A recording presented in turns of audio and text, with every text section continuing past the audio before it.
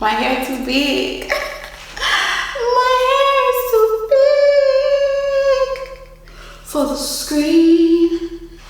My hair is too big for the screen. It's so odd. Like, what in the heck? The Lord works in mysterious ways, so it's kind of hard sometimes to just sit there and cookie cutter say he would or wouldn't do something. Yes, there are things that we can teach and that we can learn from each other, but some things are just specifically for you. Level uploading. Level uploading. Up. Level uploading. Hi everybody, welcome back to Level Uploaded, Fight Feelings, Face Facts with yours truly, Shay. Hey! I have not broke out the real camera in a while, so I wanted to do so. Things have been, so that's kind of one of the reasons why I haven't been able to use my filming space, but we are back.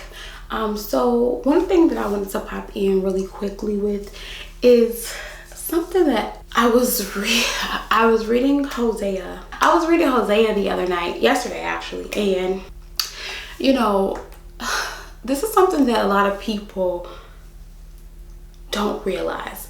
I'm only bringing this to you guys because in this day of social media, in this day of, you know, everybody's a prophet, everybody has a word, including myself.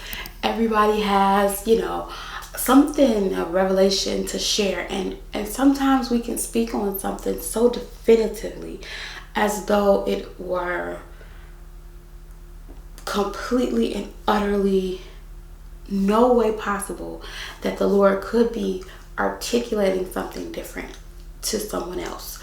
Sometimes we have to realize some of these words that we are sharing, revelations are great to share, but we have to realize that some of them are just for us. Just like there were people in the Bible who couldn't drink while others could. There were people in the Bible who had to keep their hair long, couldn't cut their hair while others could. There were people who, what's the other stuff? You get my point. So like, we can't always put this one size fits all, or think that just because the Lord told us to do something, that is all encompassing, one size fits all. It's just not, it doesn't work that way.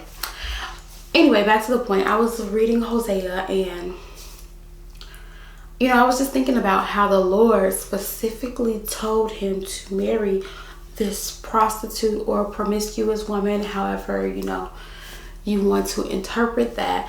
And I'm just thinking about the aesthetic of that, you know, because us believers, we have a tendency, myself included, to say things like, the Lord won't tell you to do this, or God won't want you to be a part of that, or do you think God would be happy with you marrying somebody like that? Like, we have a tendency to conceptualize the Lord and his ways, but scripture tells us, Proverbs 14:12 tells us, there is a way which seemeth right unto man, but its end is the way of death. Like, we really have to understand that the Lord has his own way of doing things, and he has his own messages, his own way of articulating them to us individually. We are all loved by him in different ways. Just like a father, if you are a father of 5, 6, 7, 12,